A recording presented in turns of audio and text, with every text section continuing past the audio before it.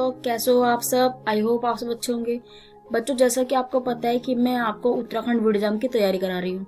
और बच्चों, उत्तराखंड वीडियो ही नहीं, अगर आप उत्तराखंड के किसी भी गवर्नमेंट एग्जाम की तैयारी कर रहे हैं बच्चों, तो मैं आपको उसकी तैयारी करा रही हूँ बच्चों। और ये वीडियो आपके लिए बहुत ज्यादा जरूरी होने वाली है।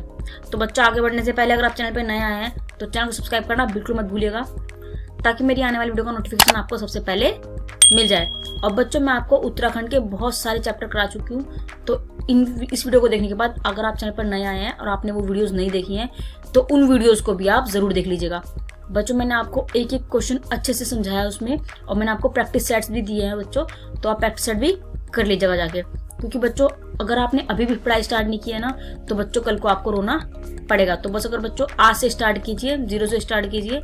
अगर आप अभी भी बच्चों आपने नहीं पढ़ाई की तो आपका सिलेक्शन नहीं हो सकता। तो बच्चों, आज स्टार्ट करते हैं। आज हम पढ़ेंगे बच्चों, आज हम लेंगे हिंदी की वीडियोस। आज हम हिंदी के चैप्टर करेंगे। हिंदी के चैप्टर में बच्चों हम करेंगे वर्णमाला।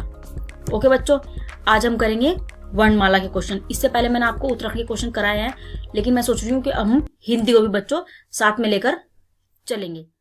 तो आज पढ़ेंगे बच्चों हम वर्णमाला। ओके बच्चों, अब वर्णमाला में अगर आपसे पूछा जाए कि वर्ण क्या होता है तो आप क्या बताएंगे? भाषा की सबसे छोटी इकाई, सबसे छोटी इकाई ध्वनि को ही हम लोग क्या बोलते हैं बच्चों? वर्णमाला बोलते हैं। अगर आपसे पूछा जाए बच्चों कि वर्ण किसको बोलते हैं तो इस वीडियो देखने के बाद आप झट से बता दीजिएगा। वैसे आपको पता होगा बच्चों कि भाषा की सबसे छोटी इकाई को वर्ण कहा जाता है। ओके, अब पढ़ लेते हैं बच्चों। अब बता दीजिए आप कि वर्णमाला किसको कहा जाता है। तो वर्णमाला कहा जाता है बच्चों, अगर आपसे क्वेश्चन स्टेप्स पूछेगा एग्जामिनर कि वर्णमाला किसको कहा जाता है, तो आपको 4 ऑप्शंस देंगे, तो आपको एक ऑप्शन पे इसमें टिक करना होगा। और जहां पर भी लिखा होगा बच्चों वर्णों के व्यवस्थित समूह को क्या कहा जाता है? वर्णमाला कहा जाता है। वर्णों के व्यवस्थित क्रम को वर्णमाला कहा जाता है। जब बच्चों वर्ण आपस में मिलेंगे तब एक वर्णों की माला बन जाएगी, तो उसको बोलते हैं वर्णमाला। ओके बच्चों, इसलिए उसको वर्णमाला बोला जाता है। ओके बच्चों, बहुत सारे वर्ण मिल जाते हैं तब। ओके बच्चों, अब इसमें हो जाएगा, मैं आपसे पूछती हूँ बच्चों, अब कुल वर्ण कितने होते हैं? अगर क्वेश्चन पूछा जाए आपसे, एग्जामिनर ये क्वेश्चन दे आपको कि कुल वर्ण कितने होते हैं, तो आप बता दीजिएगा बच्चों 59 होते हैं। लेकिन अगर एग्जामिनर आपसे बोले कि व्यंजन कितने होते हैं तो बच्चों आप क्या बताएंगे? क्योंकि बच्चों जरूरी नहीं है एग्जाम में क्वेश्चन आपसे बस डायरेक्ट पूछे, आपको एग्जामिनर घूम के भी कोई क्वेश्चन पूछ सकते हैं। ओके बच्चों, तो आप बताइए मुझे फिर। तो बच्चों आपसे कुल व्यंजन पूछे जाएंगे तो आप बता दीजिएगा 39। और आपसे पूछा जाए बच्चों स्वर, तो आप स्वर भी बता दीजिएगा। ओके बच्चों, अब आप मुझे बताइए बच्चों स्वर किसको बोला जाता है? स्वर बोला जाता है बच्चों आ ई उ बड़ा हुआ है। ओके बच्चों, भाषा के, तो बच्चों अगर एग्जामिनर आपसे ये पूछे कि स्वर कौन से होते हैं तो आप बता दीजिएगा स्वर। अगर ऑप्शन में आपको इनमें से दिखाई दे तो आप बता दीजिएगा स्वर। और बच्चों आपसे पूछा जाए कि स्वर किसको बोलते हैं तो आप क्या बताएंगे? तो बच्चों आप बताएंगे स्वतंत्र रूप से बोले जाने वाले वर्ण क्या कहलाते हैं? स्वर। स्वतंत्र रूप से बोले जाने वाले वर्ण क्या कहलाते हैं बच्चों? स्वतंत्र रूप से जो बोले जाते हैं उनको हम क्या बोलते हैं बच्चों? वर्ण। स्वतंत्र रूप से बोले जाने वाले वर्ण कहलाते हैं बच्चों स्वर। ओके बच्चों, तो आप बता दीजिएगा स्वतंत्र रूप से बोले जाने वाले वर्ण ही स्वर कहलाते हैं। ओके बच्चों, अब मैं आपको बताती हूं कि स्वर्णों की, अगर आपसे पूछा जाए कि जो स्वर होते हैं स्वरों की संख्या कितनी होती है कुल, तो आप बता देंगे बच्चों। काउंट कीजिए, 1 2 3 4 5 6 7 8 9 10 11। 11 तो बच्चों ये हो गए हैं मूल स्वर। अगर लेकिन अगर आप पूछे स्वर कितने हैं, एग्जामिनर पूछा आपसे स्वरों की संख्या कितनी होती है, तो आप सिंपल बता देंगे 13 होती है। ओके बच्चों, अगर ऑप्शन में दे देते हैं आपको मूल स्वर, अगर एग्जामिनर ने मूल स्वर दे दिया बच्चों तो आपको ऑप्शंस में 13 भी मिलेगा, बिल्कुल क्वेश्चन अच्छे से पढ़ना है, एकदम क्वेश्चन टिक नहीं करना है, पहले देखना है कि एग्जामिनर हमसे क्वेश्चन में पूछ क्या रहा है। ओके बच्चों, अगर आपसे पूछो कि स्वरों की संख्या कितनी है तो आराम से आप लगा देंगे 13, लेकिन अगर आप पूछा जाए कि मूल स्वरों की संख्या कितनी होती है तो आप बता देंगे 11। तो दो कौन कौन जोड़े हैं बच्चों? दो जोड़े हैं अयोग वह स्वर, अंग और अह। ओके, मूल वर्ण कितने होते हैं बच्चों? मूल वर्ण होते हैं 44, उसमें होते हैं 33 व्यंजन और 11 स्वर। ओके बच्चों, क्लियर? चलते हैं नेक्स्ट क्वेश्चन की ओर। अब देखिए बच्चों, स्वर जिन वर्णों को बोले जाने पर अन्य किसी वर्ण की जरूरत ना पड़े, स्वतंत्र रूप से बोले जाने वाले वर्ण स्वर कहलाते हैं। मैं आपको बता चुकी बच्चों। ओके बच्चों, तो अब उसमें देख लीजिए, लेखन के आधार पर 13 होते हैं स्वर्ण। ओके, अगर आप पूछा जाए लेखन के आधार पर कितने, मैंने आपको बताया, अगर नॉर्मली पूछे आपसे कितने स्वर होते हैं तो आप बता देंगे 13 होते हैं। और आपसे पूछा जाए कि उच्चारण के आधार पर कितने होते हैं? 11। ओके बच्चों, ये इससे पहले मैं आपको बता चुकी हूँ। अगर आपसे कुल पूछे जाए तो आप बता दीजिएगा, या लेखन के आधार पर पूछे जाएंगे आपसे तो आप बता देंगे 13, और आपसे मूल पूछे जाएंगे तो आप बता देंगे 11। अब अयोगवाह स्वर भी मैं आपको बता चुकी हूँ कितने तरह के होते हैं बच्चों? 2। ओके, अंग और अह। अब पढ़ते हैं स्वरों का वर्गीकरण। स्वरों के वर्गीकरण में देखेंगे हम ह्रस्व स्वर। अब इसमें देख लीजिए बच्चों, अब इसमें हो जाएगा, अब जब बात स्वरों की हो रही है तो बच्चों स्वर को अच्छे से पढ़ेंगे। तो इसमें ये हो जाएगा बच्चों, ये ऊ, बड़ा ऊ। ओके, तो अब इसमें देख लीजिए बच्चों स्वरों का वर्गीकरण। इसमें होगा ह्रस्व स्वर। अब बोलते किसको है ह्रस्व स्वर? अगर ऑप्शन में दिखाई दे बच्चों, अगर आपने प्रीवियस के क्वेश्चन पेपर देखे होंगे, या इससे पहले आपने 2016 का फीमेल एसआई की जो वैकेंसीज आई थी बच्चों, उसमें ये क्वेश्चन पूछे गए हैं कि ह्रस्व स्वर किसको बोला जाता है। तो ऑप्शन में आप देख लीजिएगा, तो इसमें क्या हो जाएगा बच्चों? जिन स्वरों में कम समय लगता हो तो उनको बोला जाता है ह्रस्व स्वर। ओके बच्चों, और आपसे अगर ऑप्शन में क्वेश्चन घुमा के पूछ लिया एग्जामिनर तो आप बता दीजिएगा कि अगर आपको सिर्फ इतना दे कि निम्न में से ह्रस्व स्वर है, तो आप क्या बताएंगे? आप बताएंगे बच्चों कि अ ई उ, अ ई उ। ओके, तो इसमें हो जाएगा। अब बात करते हैं दीर्घ स्वर की। इसमें देख लीजिए आप, दीर्घ स्वर में बच्चों इसमें हो जाएगा कि जिन स्वरों के उच्चारण में ह्रस्व स्वर से अधिक समय लगता हो। ओके बच्चों, जितना समय इनमें लगता है, इनसे थोड़ा सा अधिक समय जिनमें लगता हो। जैसे इनमें तो बहुत कम समय लगता है, अ ई उ ब। तो अब आपसे पूछा है दीर्घ स्वर। अगर ऑप्शन पूछा जाए निम्न में से दीर्घ स्वर है, आपको ऑप्शन में बहुत सारे मिलेंगे उसमें, जैसे कि आपको उसमें ह्रस्व स्वर दे देंगे, प्लुत स्वर दे देंगे, और एक उसमें से आपको दीर्घ स्वर देंगे। तो आपको दीर्घ स्वर पर टिक करना होगा। तो आप देख लीजिए बच्चों, दीर्घ स्वर कौन कौन से होते हैं? आ ई उ, आ ई उ ए ओ ओ। ओके बच्चों, तो ये आपको बता देंगे आप कि ये दीर्घ स्वर है। अगर इनमें से कोई भी ऑप्शन में आपको दिखाई दे तो समझ जाइए कि ये दीर्घ स्वर है। और आपसे ह्रस्व स्वर पूछा जाएगा तो आप बता देंगे आ ई उ। अब बारी आती है प्लुत स्वर की। अब थ्री टाइप के होते हैं बच्चों ये। इसमें देख लीजिए, जिन स्वरों के उच्चारण में दीर्घ समय लगे, जिन स्वरों के उच्चारण में दीर्घ समय लगे उसको बोला जाता है प्लुत स्वर। ओके बच्चों, अब प्लुत स्वर किसको बोलते हैं? इसमें लिखा नहीं बच्चों, मैं आपको एग्जांपल देती हूं। इसमें हो जाएगा ओम। अगर आपको ऑप्शन में दिखाई दे बच्चों ओम, तो आप बता दीजिएगा कि ओम क्या होता है? प्लुत स्वर। ओके बच्चों, और बच्चों मैं आपको एक बात बताना चाहती हूँ कि अगर आपने इससे पहले के क्वेश्चंस मेरी वीडियोस नहीं देखी हैं तो उन वीडियोस को भी आप जरूर देख लीजिएगा बच्चों। बहुत इंपॉर्टेंट क्वेश्चन है बच्चों एग्जाम पॉइंट ऑफ व्यू से, तो आप अच्छे से पढ़ाई में लग जाइए। इस बार 2021 में एग्जाम निकालना है। चलते हैं नेक्स्ट क्वेश्चन की ओर। देखते हैं नेक्स्ट क्वेश्चन बच्चों। इसमें हो जाएगा नुनासिक स्वर। इस नुनासिक स्वर में क्या हो जाएगा जिन स्वरों के उच्चारण में हवा केवल मुंह से निकलती है उनको क्या बोला जाता है? अनुनासिक स्वर। नेक्स्ट है, जिन स्वरों के उच्चारण में हवा मुंह और नाक से साथ साथ निकलती है उसको क्या बोला जाता है? अनुनासिक स्वर बोला जाता है। तो बच्चों अनुनासिक स्वर में एक बार देख लीजिए आप क्या होता है इसमें। अनुनासिक स्वर में जहां पर अ के ऊपर अगर आप चंद्र बिंदु लगा देंगे तो वो बन जाएगा अनुनासिक स्वर। लेकिन जैसे कि आप देख लीजिए बच्चों, आ पर अगर आपने चंद्र बिंदु लगा दी तो हो जाएगा अनुनासिक स्वर। बड़े आ पर भी अगर आपने अनुनासिक स्वर वो अगर आपने चंद्र बिंदु लगा दी तो वो भी बन जाएगा अनुनासिक स्वर। लेकिन अगर किसी पर मात्रा होगी तो आप उस पर नहीं लगा पाएंगे। तो उस पर क्या हो जाएगा बच्चों? उस पर सिर्फ अंकी बिंदी लग जाएगी।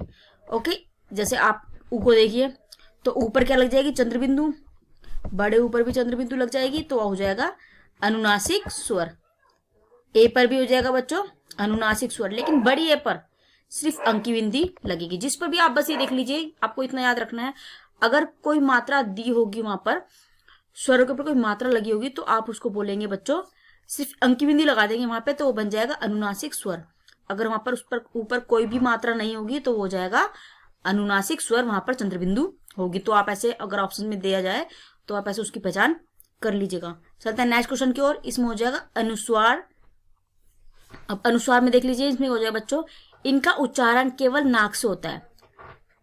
एग्जाम्पल में देख लीजिए आप, जैसे हो जाएगा अंक, तो आपका इसमें नाक का प्रयोग हो रहा है इसमें, तो इसमें हो जाएगा जिस उच्चारण में केवल नाक का प्रयोग होता है उसमें हो जाएगा, तो इसमें हो जाएगा बच्चों अंग। अगर बोलेंगे तो नाक पर जोर पड़ रहा है, आप बोल के देखिए, तो हो जाएगा अनुनासिक स्वर। चलते हैं नेक्स्ट क्वेश्चन की ओर। अब बात करते हैं बच्चों व्यंजन। व्यंजन में देखिए, अगर आप पूछा जाए बच्चों व्यंजन क्या होता है, अगर ऑप्शन में आपको दिखाई दे तो आप बता दीजिएगा। स्वर की सहायता से बोले जाने वाले वर्ण व्यंजन कहलाते हैं। व्यंजन क्या होते हैं बच्चों? क ख ग घ, ये व्यंजन होते हैं। ओके बच्चों, अगर आप पूछ ले जाए कि व्यंजन कितने होते हैं तो आप क्या बताएंगे? कितने होते हैं बच्चों व्यंजन?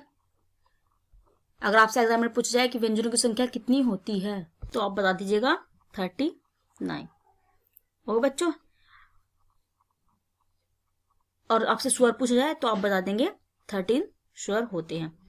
तो कुल कितने हो जाएंगे? ये हो जाएंगे 52। ओके बच्चों, अब इसमें हो जाएगा स्वर की सहायता से बोले जाने वाले वर्ण क्या कहलाते हैं? व्यंजन। ही बता दिया मैंने आपको। तो इसमें हो जाएगा बच्चों प्रत्येक व्यंजन के उच्चारण में अ स्वर है, आ के बिना व्यंजन का उच्चारण संभव नहीं है। ओके बच्चों, इसमें याद रख लीजिएगा आप लोग कि अगर किसी भी व्यंजन में अस्वर नहीं है तो वो व्यंजन का उच्चारण संभव नहीं हो सकता। अब इसमें देखिए बच्चों, इसमें हो जाएगा मूल व्यंजन। टोटल मैंने आपको बता दिया कितने हैं, 39। अगर आपसे पूछा जाए बच्चों कि मूल व्यंजन कितने हैं तो आप बता दीजिएगा 33। इसमें देख लीजिए 25 तो हो जाएंगे बच्चों स्पर्शी व्यंजन, 4 हो जाएंगे अंतःस्थ व्यंजन, और उसमें अगर आप 4 जोड़ेंगे तो बन जाएगा ऊष्म व्यंजन बन जाएगा। तो कितने हो जाएंगे टोटल? 33। अब 33 हो गए। अब बोलोगे इससे पहले बताया मैंने टोटल कितने हैं? 39 है। तो फिर कैसे होगा बच्चों? इसमें देख लीजिए, इसमें ऐड होंगे संयुक्त व्यंजन। संयुक्त व्यंजन कितने होते हैं? अगर आपसे क्वेश्चन में पूछा जाए तो आप बता देंगे संयुक्त व्यंजन होते हैं 4। ओके बच्चों, संयुक्त व्यंजन होते हैं 4। और आपसे पूछा जाए कि द्विगुण व्यंजन कितने होते हैं तो इनको ये हो जाएंगे 2। अब दोनों को ऐड करके कितना हो जाएगा? ये हो जाएंगे 6। और आप अगर 6 में जोड़ेंगे बच्चों 33 तो कितने हो जाएंगे टोटल? तो टोटल व्यंजन हो जाएंगे 39। तो मैंने आपको टोटल बता दिया है, और आपसे अलग अलग पूछे तो आप बता दीजिएगा। नेक्स्ट हो जाएगा स्पर्शी व्यंजन। अब इसके बारे में पढ़ लेते हैं। स्पर्शी व्यंजन क्या होता है? जिनके उच्चारण से हवा फेफड़ों से निकलकर मुंह के किसी भाग को स्पर्श करे तो वो क्या बोला जाता है बच्चों? स्पर्शी व्यंजन।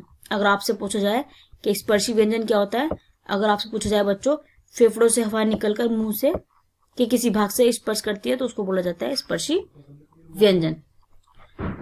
अब बच्चों नेक्स्ट हो जाएगा इसमें, अब देखेंगे हम व्यंजन। व्यंजन के हम देखेंगे बच्चों वर्ग। ओके, कौन कौन से व्यंजन है ये देखेंगे और उनके उच्चारण को भी देखेंगे। तो बच्चों क वर्ग के देखते हैं। क वर्ग में देखिए इसमें हो जाएगा बच्चों, क वर्ग में देखिए पहले क, ख, ग, घ और ण। तो बच्चों क्या हो जाएगी ये व्यंजन। अगर आप पूछा जाए, अगर लाइन में आपको ऑप्शंस में अगर आपसे पूछा जाए कि ये इसका उच्चारण स्थान कहां से होता है, तो आप बता देंगे बच्चों क्या बोला जाता है, इसको बोला जाता है कंठे। ओके, अब इसको याद करने के लिए कैसे करेंगे बच्चों, क ख ग, इसमें भी क है और यहाँ पे कंठ है। तो अगर आपको उच्चारण पूछा जाए कि कौन सा किस वर्ग में होता है तो आप बता देंगे यहाँ से। अब च वर्ग के देखिए बच्चों, च वर्ग में हो जाएगा च, छ, ज, झ, एक मिसिंग है बच्चों इसमें, एक हो जाएगा ण। तो इनको क्या बोला जाता है, इनको बोला जाता है, इनका उच्चारण कहां से होता है बच्चों, इनका होता है तालव्य से। ओके बच्चों, अब नेक्स्ट है, अब हो जाएगा ट वर्ग। अब ट वर्ग में देखिए इनका उच्चारण स्थान कौन सा है बच्चों, इसमें हो जाएगा ट, ठ, ड, ढ, ण, एक मिसिंग है बच्चों इसमें भी, इसमें हो जाएगा एक हो जाएगा इसमें ण। तो इनका स्थान कहां पर होता है बच्चों, मैं आपको अच्छे से समझाऊंगी। इसके बाद इसमें आपको मैं एक चित्र के द्वारा इसके बारे में आपको मैं समझाऊंगी। तो इसमें हो जाएगा बच्चों, अगर आप किसी भी अगर आपको क्वेश्चन में दिया हो बच्चों ट, ठ, ड, ढ, तो इनका उच्चारण स्थान अगर ऑप्शन में देंगे आपको मूर्धन्य, दंत्य, औष्ठ्य, तो आपको किस पर टिक करना होगा, आपको मूर्धन्य पर टिक करना होगा। अब आप त के उच्चारण का स्थान पूछा जाए तो आप बता देंगे बच्चों। अगर आपने इससे पहले के क्वेश्चन पेपर देखे होंगे तो आपको पता होना चाहिए बच्चों कि ये क्वेश्चन आपसे एग्जाम में पूछे जाते हैं कि इनका उच्चारण स्थान कौन सा है। तो त वर्ग में देख लीजिए त, थ, द, ध, न, तो इनको क्या बोला जाता है बच्चों, इनको बोला जाता है दंतव्य। ओके, चलते हैं नेक्स्ट क्वेश्चन की ओर। अब प वर्ग में देखते हैं प, फ, भ, भ, म, प, फ, भ, भ, म। तो अगर आपसे इनका उच्चारण स्थान पूछा जाए तो आप बता देंगे ओष्ठ्य। ओके बच्चों, अब नेक्स्ट देखिए अंतःस्तर, इसका स्थान क्या हो जाएगा बच्चों, य, र, ल, व, और उसमें हो जाएगा बच्चों श, प, श, ये बच्चों ये पेट पटा श हो जाएगा, श, श, श, ह।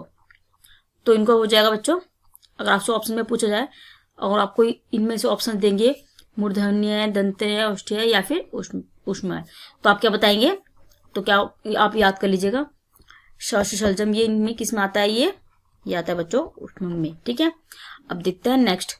आपसे पूछा जाए संयुक्त व्यंजन कौन कौन से होते हैं, तो आप क्या बताएंगे। हमने ट, त, प ये वाले तो बच्चे देख लिए हैं, तो ये तो हमने पढ़ लिया। अगर आपसे इनसे अलग पूछा जाए तो वो भी हमें पता होना चाहिए कि वो कौन कौन से होते हैं, उनका उच्चारण स्थान क्या होता है। संयुक्त व्यंजन में देखिए श, त्र, ग, श, इसमें ये ठीक है बच्चों, ये होते हैं संयुक्त व्यंजन। अब बात करते हैं नेक्स्ट की। अब हो जाएगा उक्षित व्यंजन या द्विगुण व्यंजन। ये दो टाइप के होते हैं बच्चों, कौन कौन से, ड और ढ। ओके बच्चों, चलते हैं नेक्स्ट क्वेश्चन की ओर। अब देखिए आप स्पर्शी व्यंजनों के हम भाग देखेंगे। अब देखेंगे हम स्पर्शी व्यंजनों के भाग। अब स्पर्शी व्यंजन बच्चों होता क्या है, पहले इसके बारे में थोड़ा सा पढ़ लेते हैं कि स्पर्शी व्यंजन क्या होता है। बच्चों जिनके उच्चारण में हवा फेफड़ों से निकलकर मुंह के किसी भाग को स्पर्श करती है तो उसको बोला जाता है स्पर्शी व्यंजन। ये मैं बता चुकी हूं आपको पहले भी। ओके बच्चों, अब इसमें हम पढ़ते हैं कि स्पर्शी व्यंजन जो होते हैं उनको कितने भागों में बांटा गया। कितने भागों में बांटा गया उनको, तो उसमें देख लीजिए। पहले देखते हैं बच्चों घोषत्व के आधार पर। किसके आधार पर बच्चों, ये हो जाएगा घोषत्व के आधार पर। तो बच्चों घोषत्व के आधार पर आप देख लीजिए, अब जिनके उच्चारण में स्वतंत्रियों में कंपन ना हो उन्हें क्या बोला जाता है बच्चों, अघोष व्यंजन बोला जाता है। जिनके उच्चारण में स्वतंत्र में कंपन ना हो उनको बोला जाता है अघोष व्यंजन बोला जाता है। देखते हैं नेक्स्ट बच्चों, इसमें हो जाएगा। अब बात करते हैं, ये हो गया बच्चों घोष और इसको ये होता है अघोष। अब इसमें क्या हो जाएगा, बच्चों पिटपटाश घोष। अब बात करते हैं घोष की। जिन स्वरों के उच्चारण में स्वतंत्र में कंपन हो उनको क्या बोला जाता है, घोष या संघोष व्यंजन बोला जाता है। ओके बच्चों, अगर आपसे पूछा जाए कि अघोष व्यंजन कौन से होते हैं तो आप बता देंगे जिनके उच्चारण में स्वतंत्र में कंपन ना हो। ओके बच्चों, और आपसे घोष पूछा जाए जिनके उच्चारण में स्वतंत्रियों में कंपन हो उसको बोला जाता है घोष व्यंजन। अब देखते हैं बच्चों, इसमें नेक्स्ट हो जाएगा प्राणतव के आधार पर व्यंजन देखेंगे। इसमें हो जाएगा बच्चों प्राणतव। अब इसमें हो जाएगा, इसका अर्थ होता है बच्चों, प्राण का अर्थ हवा से है। प्राण का अर्थ किससे बच्चों, हवा से। अब इसमें पढ़ लेते हैं प्राणत्व के आधार पर। इसमें होता है बच्चों अल्प प्राण और महाप्राण। ओके बच्चों, इसमें दो होते हैं तो इसमें देख लीजिए आप अल्प प्राण और महाप्राण। तो अल्प प्राण पढ़ लीजिए।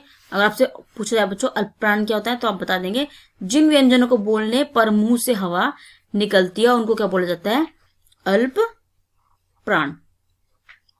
ओके बच्चों, उसमें क्या होता है, प्रत्येक वर्ग का पहला, तीसरा व पांचवा व्यंजन होता है अल्प प्राण।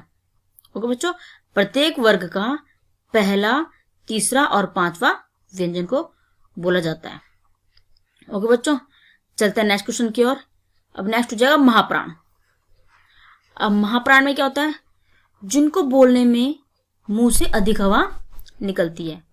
अल्प से पता चल रहा है बच्चों कम हवा निकलती है और महाप्राण से पता चल रही है कि ज्यादा हवा निकलती है। आप इसको आराम से ऐसे भी याद कर सकते हैं। अब इसमें हो जाएगा बच्चों अंत्यस्थ व्यंजन। ये कितने होते हैं, 4 मैं आपको पहले बता चुकी हूँ। ये कौन कौन से होते हैं, य, र, ल, व। ये सभी कौन से होते हैं बच्चों, सघोष व अल्पप्राण भी ये होते हैं। ओके, ये होते हैं य, र, ल, व। Thank you for watching my video. If the video was helpful, then subscribe my channel, press the bell icon and give us a thumbs up. Thank you.